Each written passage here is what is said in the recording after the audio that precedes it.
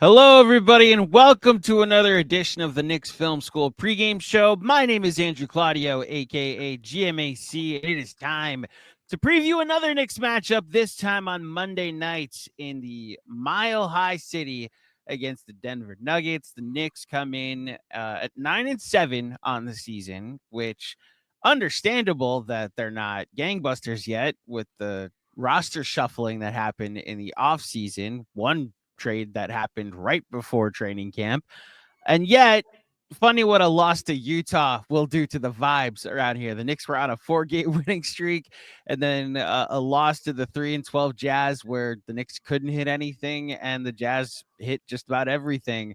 Has got the vibes a bit concerned at the moment, but what better way to get back on the winning streak than with the Denver Nuggets led by Nikola Jokic, right? The Knicks go into Denver against a Nuggets team that's 9-6 on the season, so just a little bit better. Some interesting offseason moves that were made, and obviously they have the best player on the planet on their team, and we'll get a front row seat for him tonight. And joining me to talk about this matchup, I see if I get the whole resume right. From Mile High Sports, he's also one of the hosts of the Pickaxe and Roll podcast, and now he's also one of the co-hosts of the Locked On Nuggets podcast, Mr. Ryan Blackburn. Ryan, welcome back to the Knicks Film School Podcast. Andrew, thank you so much for having me on. It's always a pleasure to be here. I always have a very good time when we get to wax poetic on Nikola Jokic, and it would have been great to wax poetic on Jamal Murray, but that's been a little bit slow on the upkeep so far. So let's start there, because I like to start these things with the State of the Union for the opposing fan base and the opposing team. And I'm just going to read some stats real quick. Okay. Nikola Jokic is averaging 30.3 points a game, 13.9 rebounds a game, 11.3 assists per game. And then his shooting splits are 57, 56, 84.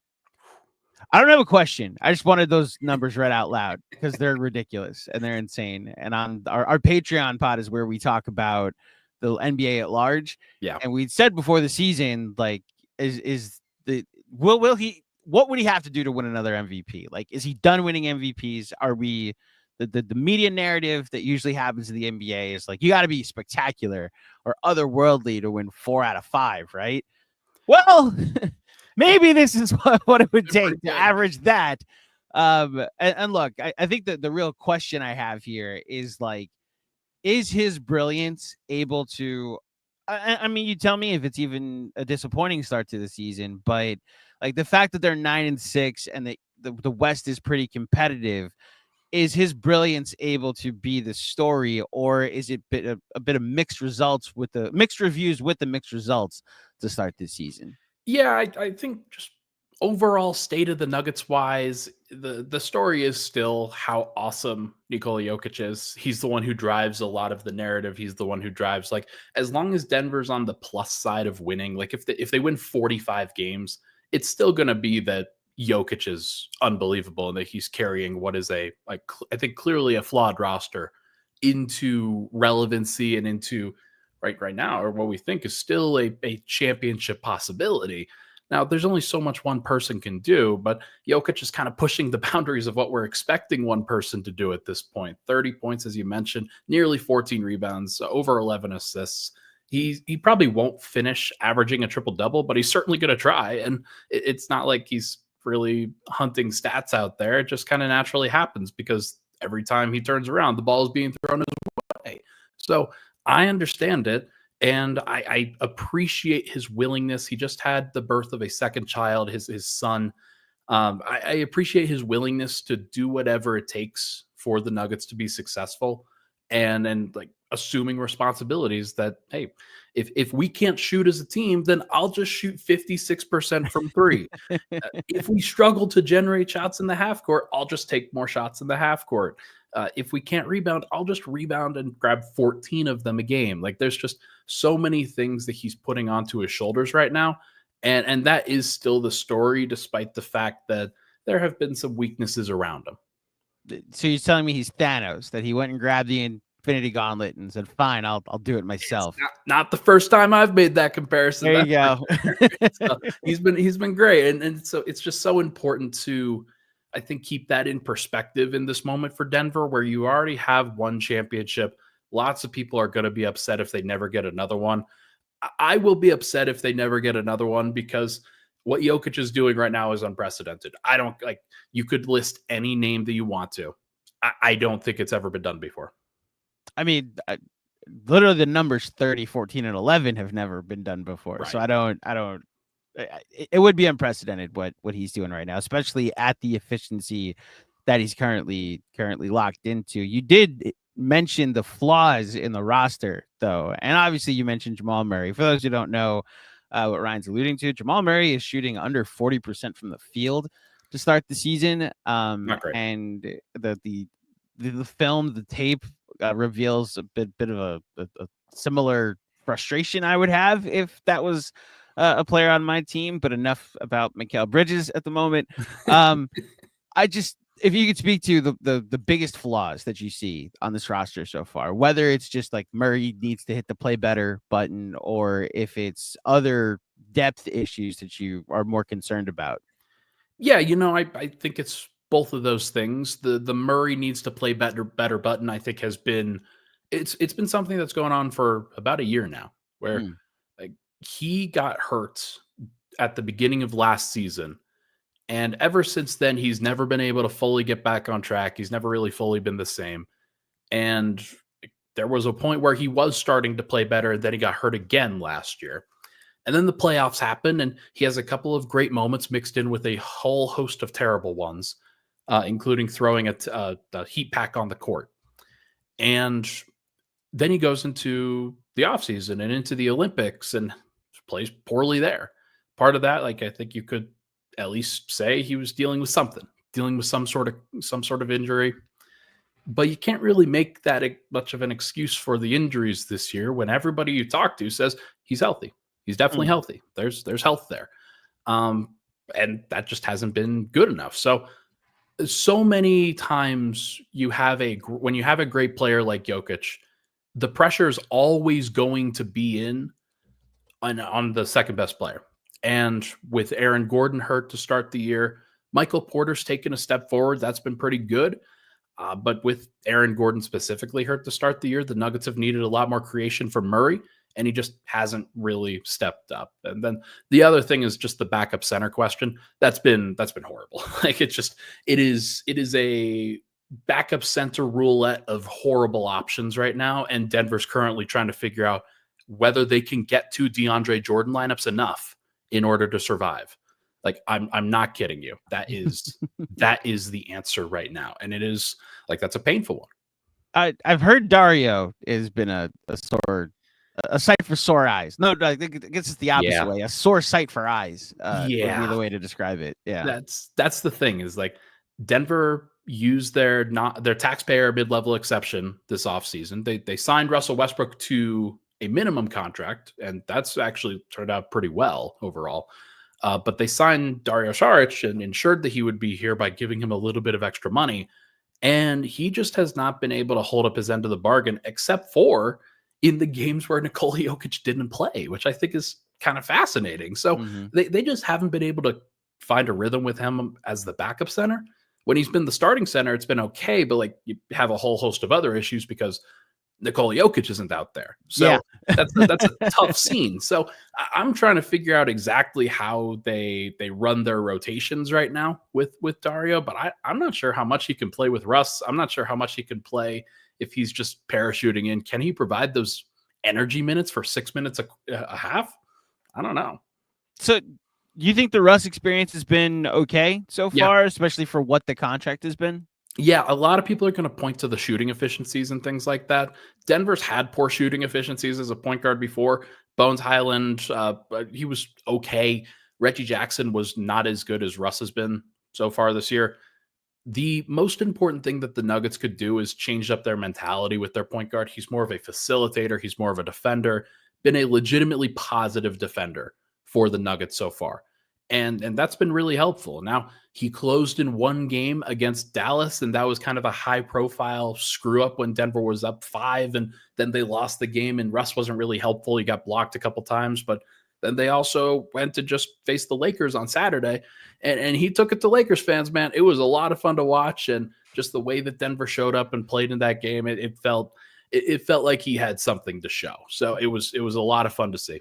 That must be a unique feeling that LeBron's twilight has largely featured the domination at the hand of the Denver Nuggets between the sweep in the playoffs. I know it starts, I guess, in the bubble, the conference finals that happened there. And then you get the sweep in the conference finals 2 years ago, last year, them losing in 5. And then, Saturday night, it looking like a continuation of said dominance. So that's got to be on top of getting to watch one of the greatest to ever play in Jokic. The fact that it's also kind of putting LeBron's career to bed must be enjoyable. It's been great. And like ever since the Lakers beat Denver in the bubble in the Western Conference Finals, obviously that was clearly a different situation. LeBron had a clearly different place. They had a much better team. But now, like with LeBron still playing as great as he is, with Anthony Davis showing like how good he can be, maybe not consistently great, but with them showing those levels, you would want to get another championship if you were the Lakers. That would be the goal. And Denver's just blocked them every step of the way. It's been awesome. That's usually a role reversal in Denver Nuggets history. Like that's never been a thing that the Nuggets, like before the 2023 conference finals, the Nuggets had never beaten the Lakers in a playoff series ever. They were 0-7 up until that point. Oh, wow. It was a big deal. And Denver's always kind of been the little brother to the big brother for the Lakers. And now you've got a massive role reversal at this point. It's like the Lakers and the Clippers for a while during that like Paul George, Kawhi Leonard era, except Denver actually finished the job one time and was able to actually have success in the playoffs. Like that was a big deal for the Nuggets. And it's been juicy. It's been great. I didn't realize that it was that deep, that it was 7 straight losses in the playoffs. I guess I'd only remembered 2 or 3 of them from my time watching ball. Yeah, not a lot of instances for sure, but 2009 was Denver's best chance when Carmelo Anthony and Chauncey Billups were here. Obviously, you guys know very well what that looked like. Mm-hmm. Back in, I want to say 1985 was another great opportunity, but Denver just happened to run into Magic Johnson and Kareem Abdul-Jabbar. Yeah. So like tough scene, not great, but this is what Denver's had to deal with every time that they have a good team. The Lakers just happen to have a great one, and that was something that they ran into over and over and over again. So, and not to mention the way that the buildup to the 2023 playoffs happened, and the way that everybody was like, "Oh, the Lakers are coming." Lakers, they upset Memphis, they upset Golden State. Surely they'll do the same against Denver. I think the Nuggets should be afraid after they won Game 1. That was a storyline. That was satisfying. Got it. Well, I still look at the Nuggets as title contenders, despite I don't want to say a rocky start. Like they're 9-6. They're figuring out a new roster. This is what teams have to do. And when you look at there's going to be regression, in my opinion, from Murray back to some type of normalcy in his shooting. I'm hoping on your behalf that would be great. that he's not shooting under 40% all season, but I mean, there are some like positives to highlight too. What Christian Braun has been so far this year, shooting 46% from 3 on the season so far. Peyton Watson has given some good minutes, and I mean, I'm curious, like because of the interchangeable parts that happened in the offseason with KCP leaving for Orlando, and with the questions we've brought up about the backups on the team, whether it be DeAndre Jordan or Dario Saric, like the expectations for this season, like is it as simple as championship or bust, or what would you file as like so it's if they don't win the title, then it's a disappointing season is where you are. Absolutely. Like anytime you have Jokic playing at this level, you have so much money committed to the core that you have, a core that has previously won a championship. You have to have those expectations. If you don't, then you're selling yourself short at this point. I will say that Denver has left the door open for themselves a little bit to be flexible with that, because Christian Brown, Peyton Watson, Julian Strother's another guy that they're playing a bunch of minutes. Between those three, like Christian Brown's averaging 34 minutes, 35 minutes a night. Peyton Watson now is starting in place of Aaron Gordon. He's up to 26 minutes a game. Julian Strother's 21 off the bench. They're getting some contributions from younger guys to the point where it should continue to propel them forward in the upcoming years. However, expecting this to like, oh yeah, the reason we didn't win a championship was because we were developing. That's not an actual answer. Like you've got one of the best starting fives in the league. You've got one of the best cores in the league, despite the fact that there have been weaknesses within it. Jokic is playing at the level that he is. It has to be championship or bust. And I got to tell you, like, if Denver doesn't win it this year, or if there's a tangible reason why they didn't win it, there will be changes. Changes in what sense do you think? Was it roster related or coaching staff related? Yeah, probably both, if I'm being honest. It could be a clean sweep. Michael Malone, he just achieved his 433rd franchise win. That is the most in Nuggets franchise history. That was a big deal over the weekend, and he did it in LA, which was a big deal. Calvin Booth is on an expiring contract as the lead decision maker for the Nuggets. He might get an extension. He might not. Jamal Murray, obviously, he signed the big, massive deal in the offseason. He's not tradable during the season. But if Denver feels like they have to pivot, then they might try. And then if they can't trade him, then Michael Porter's probably the next one that you look at in terms of, okay, how can you make yourself a better team? And they'll look at all of that. They'll like everybody is now on the table at this point. It is like they're probably except Jokic and maybe Aaron Gordon. But with the way that Peyton Watson has played, like you don't necessarily want to write off anything as a possibility. So I'm very curious to see how they handle it, but there's a lot of different ways that it could go. I love how you said Christian Braun's minutes. I was like, he's up to 35 minutes a game, and here in Knicks land, like, yeah, just like that's child's play for you. Is that a lie? Why are they resting him so much? Oh my gosh! Which does lead me to some thoughts. Want to get your thoughts about what the Knicks have done, and I gotta say, different context because we don't have Jokic, but the model that a lot of us are hoping the Knicks follow is the 2023 as far as the splits are concerned. Well, that team was 4th in offense. It was 15th, I believe, in defense. And the hope was that they're just going to build this offense into something so unstoppable that come playoff time, not enough. 4 teams won't be able to stop it. And I don't know if they're going to be able to get there. There's some growing pains and some Mikal Bridges concerns, although I think we've gotten to the point where he's been a boogeyman that isn't worthy of that status yet. He's just struggling to start the year, you know. Just your thoughts on what the Knicks did this offseason, and like your honest thoughts on how close that these 2 big moves, the all-in move on picks wise for Bridges, and then Randall and Dante for Towns, like how close that makes them to a contender. I love the offseason for the Knicks, like just straight up loved it. And I know that there was a lot of talk about it being an overpay for Mikal. If they were going to do it, like that was the guy to do it for. I still believe that he is I think there's stuff that he has had to rediscover about himself. Had to rediscover in terms of being the elite role player that he needs to be, finding the defensive the groove. Obviously, he was not a great defender in the opener, and that's not the only Knicks game that I've watched, obviously, but he has been, I think, the weakness, if you're talking about any weakness. But if that's the weakness in your starting lineup, you're doing pretty well. This is an elite, amazing starting 5. Watching Brunson and Towns navigate things together has been really cool.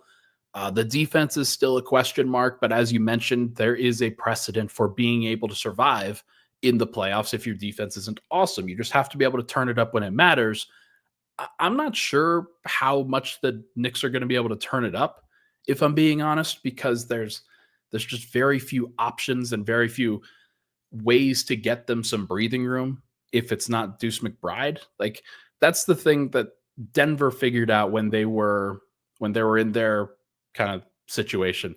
They were able to go to Jeff Green. They were able to go to Christian Brown. They were able to trust those guys, those 7th and 8th man, and build some lineups around whether it was Jokic or Murray, that they were able to get to. My question with the Knicks is like, can they build a 5-man group that doesn't include 3 of those top 5, doesn't include 4 of those top 5 in the playoffs that they can trust? I'm not sure what the answer is. The hope is that Mitchell Robinson comes back and you can be like, hell yeah, it's great. But there's still questions, I think.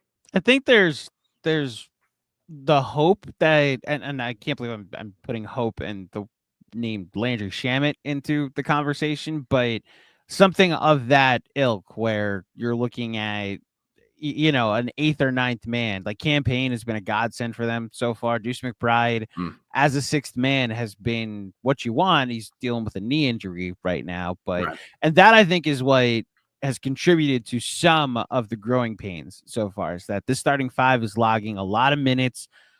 Thibodeau's leading into his philosophy of play my best players as often as possible, especially when I'm shorthanded. And then, like the fact that there hasn't been like Precious Achiuwa coming back. It doesn't sound like it's like a savior, but it will add some defensive tenacity to the second unit and different looks if you want to go to it with Karl-Anthony Towns, at the 4, or technically him at the 5 and Precious at the 4. And you have options out there if you want to try it for a little bit. I'm not defeated like some Knicks fans are. I do think it's what these moves have created are this very high ceiling. Like when we see it working, it's like, oh, that's the vision. We get it now. Like that's what you want, what they're aiming for. And then you have Saturday, they lose to Utah, where they take 51 threes, and Cat has like this really bad off shooting night. Same thing for Brunson. And, Mikal Bridges goes 3 of 15 and doesn't play in crunch time.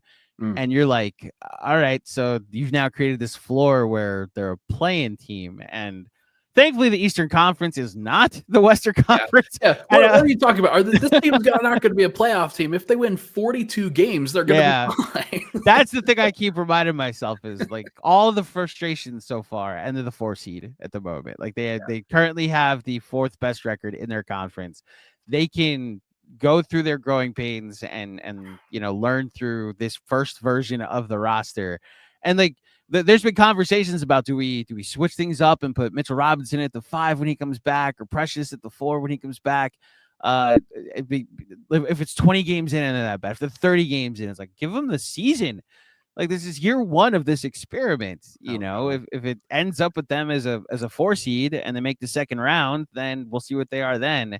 But yeah, the new championship expectations, I think, are what people are adjusting to. They're fine. They're fine. I swear, just as somebody who's gone through it before, they're fine. They're going to be okay. The Brunson Towns foundation, pick and roll, pick and pop, isolation, post ups, like there's going to be plenty of opportunities for them to be successful. I don't have any worries about the Knicks, if I'm being honest. Now, are there going to be some things that they have to worry about against the Boston Celtics specifically? Yeah. Sure.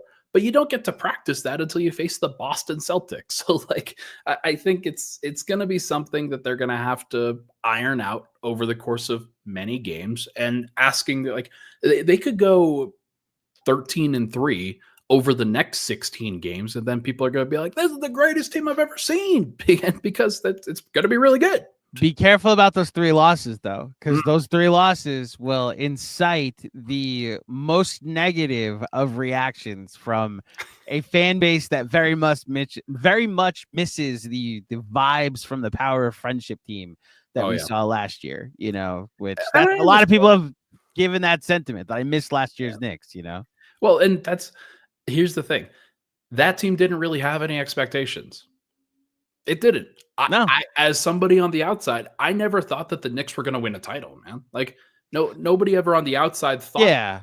I will say the January version, before Randall dislocated his shoulder and before Anunoby went down, there was and this is not their best comp, but like, remember when, you would obviously remember this, but like when they traded for Aaron Gordon, and there was that 8-game sample before Murray tore his ACL. Absolutely. Where it's like, oh, I see it. So the Knicks trade for Anunoby, and they go 14-2 in January 2024. And it's like the Nuggets came to town and the Knicks ran them off the floor Yeah. in that month. And it was like, oh, this is a thing. Like, can I at least see this version against Boston? Not predicting they'll beat Boston, Yeah. but can I see it? And we never saw it. Like, Randall never came back. Hartenstein left for OKC, and then they shook up the roster. So I think that's what people are more opining for last season than like the Josh Hart 48-minute version that we saw during the playoffs. I think in general that should be like the learning experience from that, just as somebody from the outside, because I've been through it with the Murray injury as well. You can't look forward too much until late March, early April. You have to go through the process. You have to be very process oriented and not look forward too much. Like Nuggets fans in the 2023 season, they never looked forward until about early to mid-March when Denver was 7 games up on the first seed in the Western Conference, and everybody was like, okay, I think this team is going to be really, really good.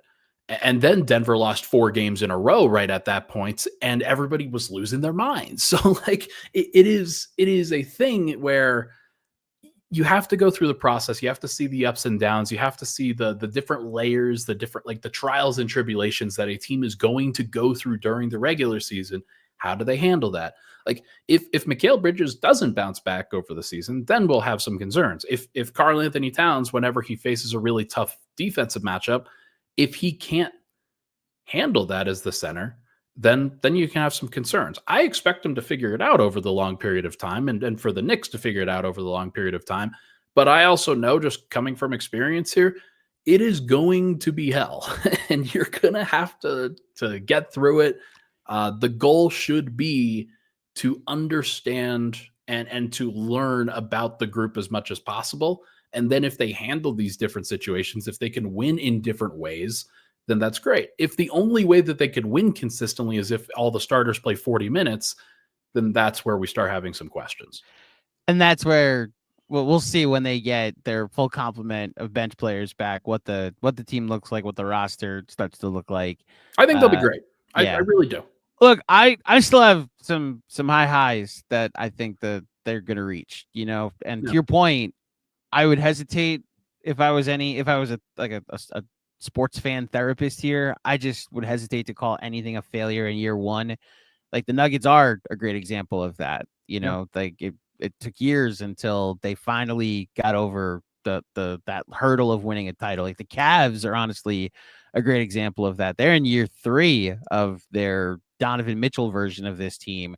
And yeah, it took a coaching change. And like we've been open about that at Knicks Film School. Like that may be what it takes here at Knicks Film with the Knicks. And I'm not rooting for it because I like Tibbs, but the fact that it's year 1 of this new experiment, you can't call it a failure through 30, 40 games. You might have to give it some time. And, we'll see what happens as far as this matchup is concerned. And I got some people asking questions in the chat. We'll start here with Jessica, who is from, not from Denver, but from nearby in Denver. I won't dox you, Jessica. We adopt our near neighbors in Nebraska. And I realize she just said it. Places like that. Absolutely. Yeah. I didn't realize she actually said it in the chat. She said, shout out to Denver, my home away from home, from your neighbor in Nebraska. I want the Knicks to win tonight, but happy to see Nuggets' recent success. Thank you, Jessica. She also asked a question to Nuggets fans. Was the 1994 Nuggets the best season ever before the Jokic-Murray era? It's a great question. And I think it's important. Like that's one where the experience and the expectations, it definitely led to the best outcome, which was the 8 seed defeating the 1 seed in the first round of the playoffs.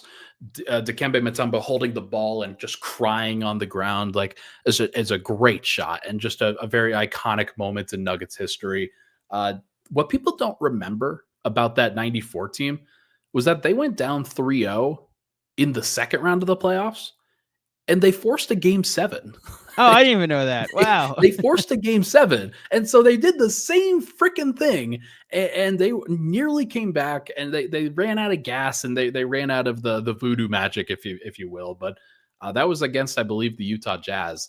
And that was an iconic moment as well. So that team was, I would say, and a lot like the buddy ball Knicks, where everybody's playing the power of friendship ball like that. That's kind of a similar vibe. So it was a great year. I think that you could make an argument for different seasons for the Nuggets. The 2020 bubble year was great because you finally saw the growth of both Jokic and Murray at the same time. You could say 2013 that was the year that they had 57 wins.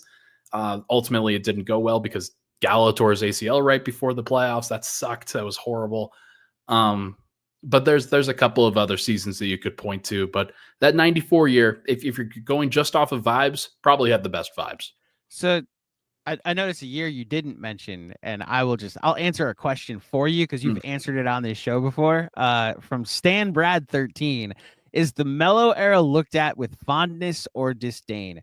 I've asked Brian this every single time he's come here. Let's check in on the relationship to Nuggets fans and Carmelo Anthony as the noted Carmelo Anthony stan at Knicks Film School.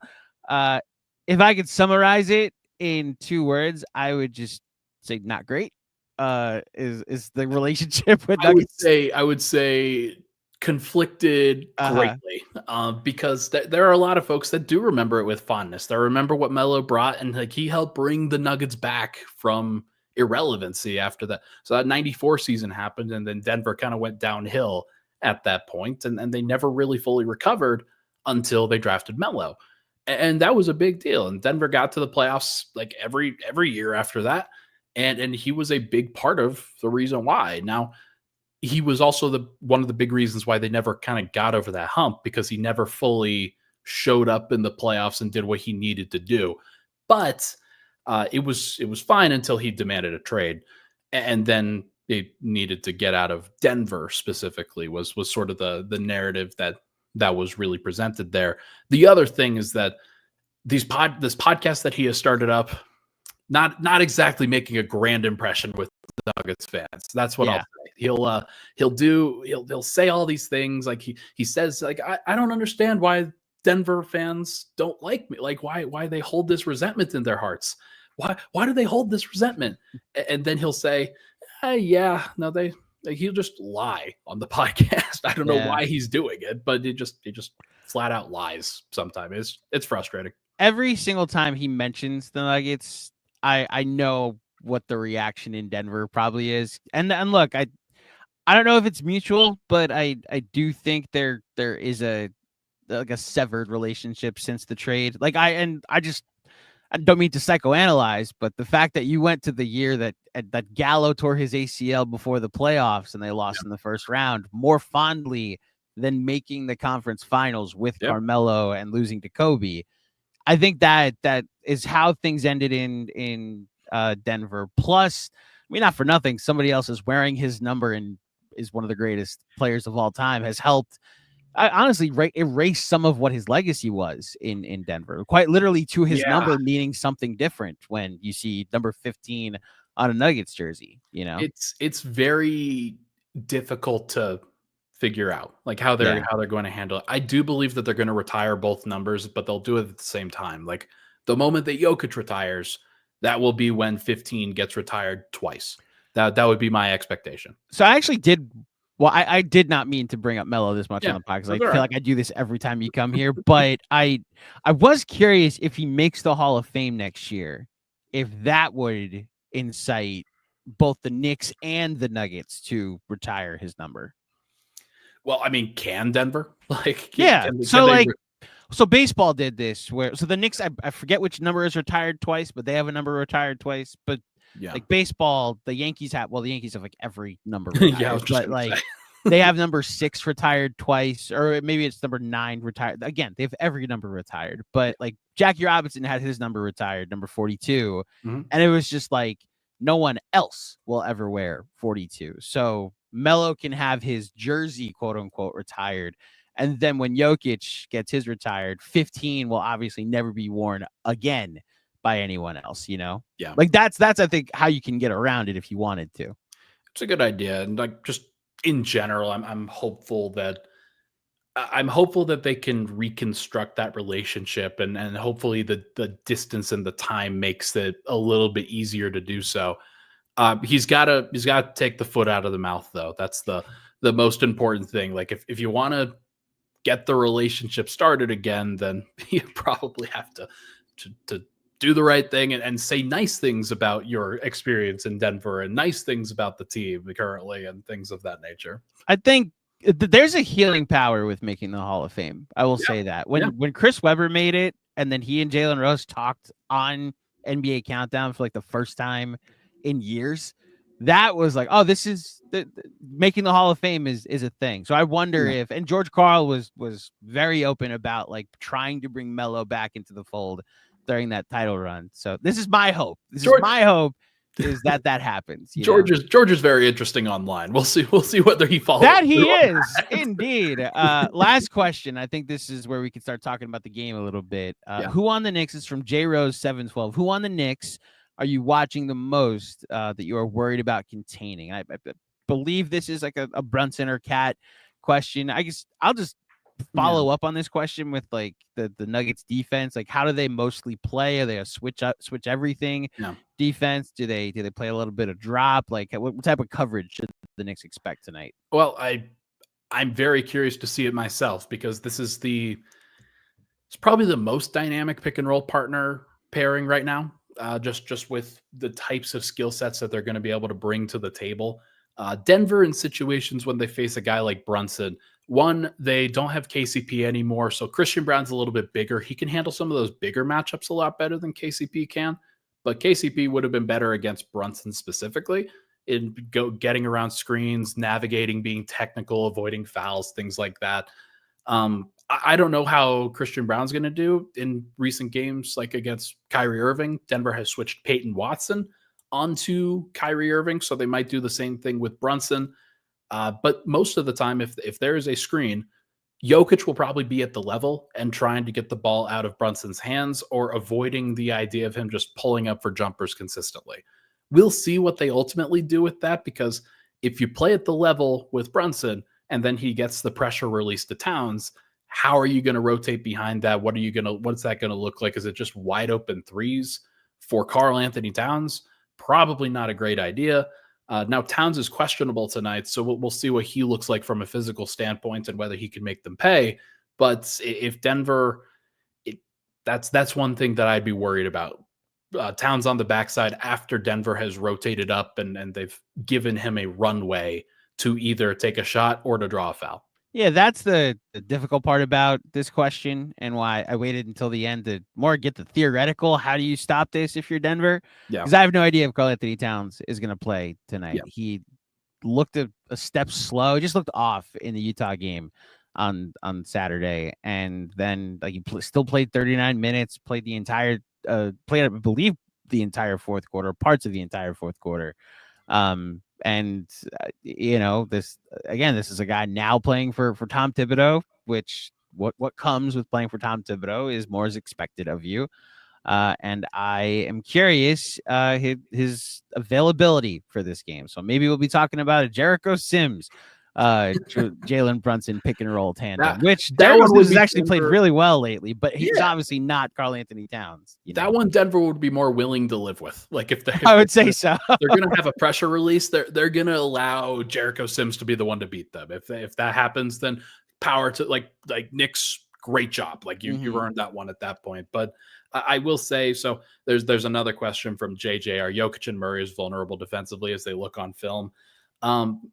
Gordon is he's definitely their backside defender when they do some of the things that they do, like blitzing in the pick and roll. So Gordon would be the one to rotate onto Towns in that case, which is a great idea if you're a defense. So now it's Peyton Watson or Michael Porter Jr. If Peyton Watson's on the backside, but if Peyton Watson's on the ball, then it's probably Christian Brown or Jamal Murray or Michael Porter Jr. And it's just a little bit slower, a little bit less consistent if that's the case. Gordon's a great defender. He's not the be-all defender. Jokic has been really good defensively. I know it doesn't look it. I know the numbers are not necessarily going to say it all the time. He was really good defensively in these last two games. Murray is the one who's vulnerable. Interesting. I wonder how much the Knicks hunt that in the pick and roll, like, or just in the switches. Like maybe. Well, do you think Murray guards? They put him on Josh Hart to start. Yeah, so I'm actually thinking that Josh Hart will try to take advantage of that, especially in transition. He's taken advantage of Murray in that case before. Whether Murray's guarding Bridges or Hart, or if he gets switched on to Brunson, he'll compete. Like, that's not the question. The question is whether he can hold up physically doing that while he's trying as hard as he is to score and do the things on the offensive end that he's kind of been lacking in. That has really hurt him defensively in each of the last 2 games specifically, where he's been working really hard just to do things that he used to do pretty easily, I would say. And that has kind of put him behind the 8 ball from an energy standpoint and a actual, like, doling out what you're supposed to be doing on a consistent basis. So I would bet on Hart having a really good game.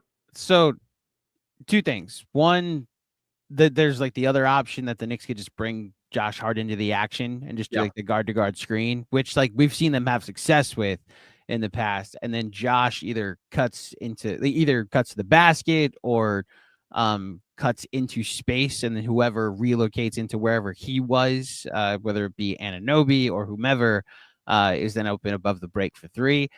That I think is something we could see tonight. The other thing, and you hinted at it, and we haven't talked much about Mikal. I've mentioned Mikal Bridges throughout this pod, but if you told me a Knicks starter before the season was shooting 30% from 3 through 16 games, I'd be like, man, Josh Hart really. I hope the spacing concerns aren't going to kill them. And the fact it's Mikal Bridges, and you just said like whether Murray starts on Hart or Bridges. That's something I'm curious as the season goes along. If Mikal is still struggling, if that's not something that teams start to do, is we'll put our weaker defender on Bridges and then make him show that like this version of him isn't real. Now, he has been a monster in the mid range this season, like just lethal. Hasn't been getting to the rim a ton, and obviously the 3-point numbers are what it is. But that is, I'm waiting for the first coach to make that adjustment or that decision of like, let me put my weakest defender on Bridges. And if it gets the ball out of Brunson's hands into his, I'll live with the results there, based off of what we've seen so far. I think we're way too early for that being like the fear of the conversation, but that's, I think, the thing I'm curious about as he's struggling to start this season. Yeah, the more I kind of think about it, the more it probably makes sense. Denver will probably put Murray on Hart, and that'll be okay. But whether they have Peyton Watson on Bridges or Brunson, that they'll have Christian Brown on the other one of those guys. And Denver they'll have to be happy with that. Like that's just what they're gonna get. Michael Porter will guard OG Anunoby. That'll be, I think, a matchup to watch for sure tonight. But it's going to be a high scoring game. I have no doubt that the Nuggets are going to try to build on what they had previously done against the Lakers, but the Knicks are just a better team. And I would be curious to see how everybody handles this and what it looks like for Denver. Right? There was somebody who asked how many open threes are the Nuggets going to get. They're going to generate a lot of them. Now, they don't take a lot of them, but they're going to generate some pretty good looks. And Jokic specifically, when he's in the middle of the paint, there's going to be a lot of help given to Jokic in the middle. So we'll see how that affects the rest of the game. And to Ryan's point, and we'll wrap up here. I was looking through the profile of the Nuggets, and they're second in 3-point percentage this season, and that concerned me. It was like, oh no, like a team taking advantage of the Knicks and drop. That's not what I'm looking forward to. 29th in attempts per game from the Denver Nuggets. It's just not a team that takes a ton of 3-pointers. No, they're going to take. I think they are first in attempts at the rim. If I want to say so, Denver takes a lot of attempts at the rim. They are not as efficient at the rim, but in general, if you get to the rim, it's generally a good thing. So Denver's kind of been force feeding that a little bit.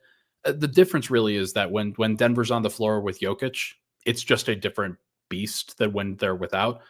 They shoot, I think, 45% on threes when Jokic is on the floor. Jeez. So like. Get ready. Like it's gonna be wild. You're gonna see Christian Brown hit some threes. You're like, how is he hitting shots like this?